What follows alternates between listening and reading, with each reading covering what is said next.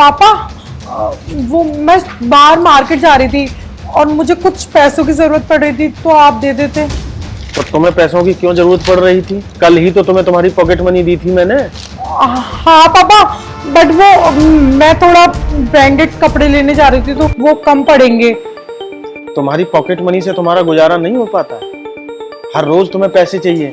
बेटा देख रहा हूँ मैं, दिनों दिन तुम बिगड़ती जा रही हो, कोई पैसों का हिसाब भी नहीं देती। अरे पापा, वो लड़का भी पैसे दे गया था, कहाँ है वो पैसे? रखे तो अरे यहाँ, अरे मैंने खुद गिन करके रखे थे, 9 लाख रुपए थे बेटा। अभी तो यहीं थे, कहाँ चले गए? अरे पापा, हो सकता है आप भूल गए होंगे, याद करो कहीं और तो नहीं रखवा दिया आपने किसी? अरे नहीं बेटा, मैं बिल्कुल नहीं भूला।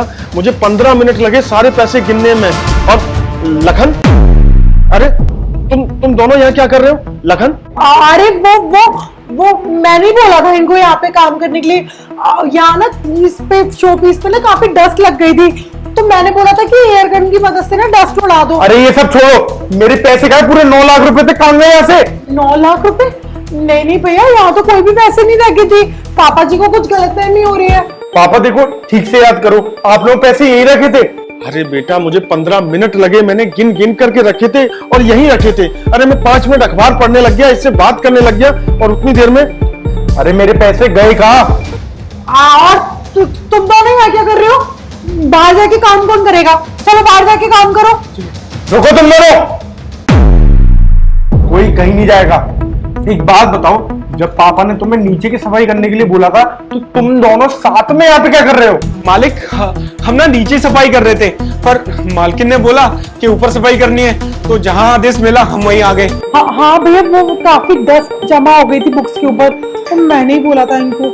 सुनो, मुझे ऐसा लग रहा है कि वो पैसे ना तुम दोनों ने चुराए हैं। अपनी तलाशी दो।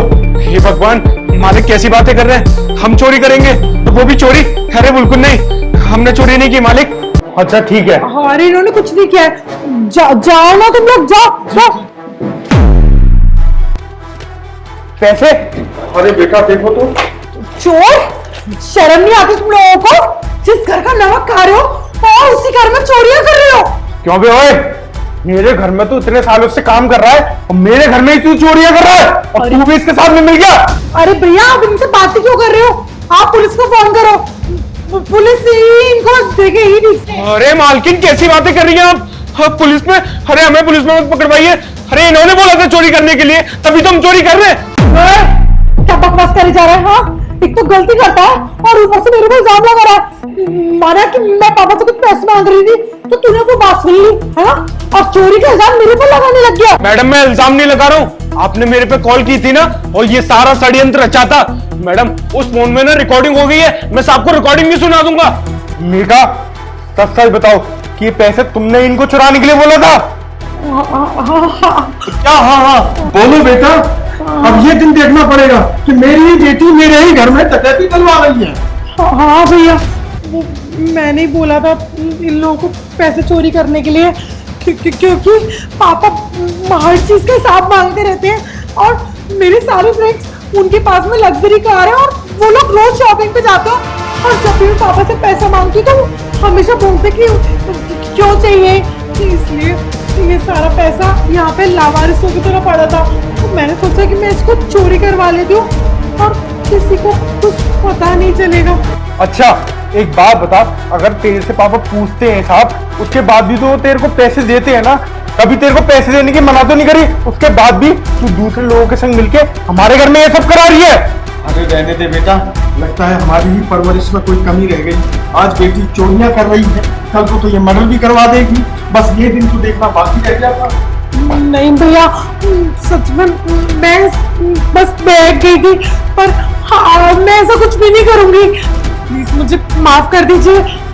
देख सुन, पापा कल ही बात कर रहे थे तुझे हॉस्टल भेजने की, मैंने इनसे मना कर दिया था, और अब मैं कहता हूँ पापा तुम सही कह रहे थे, इसे ना हॉस्टल ही भेज दो यहाँ से, क्योंकि घर में रहने लायक ही नहीं है। प्लीज, इतनी छोटी गलती की इतनी बड़ी सजा मत दो, मत भेजिए ना आप लोग मेरे को।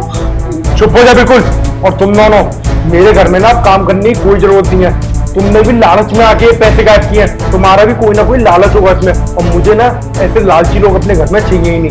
आज की आज अपना बुरी अवस्था बांधो और निकलो यहाँ से। साहब जी, वो लालच नहीं था, वो मजबूरी थी जो ये सब करना पड़ा। साहब जी माफ कर दो, आगे से नहीं करेंगे। अबे ओए चुप हो जा, इससे पहले मेरा और दिमाग खराब हो और मैं पुलिस को बुलाऊं, उससे पहले दोनों की दोनों यहाँ से निकल जाओ।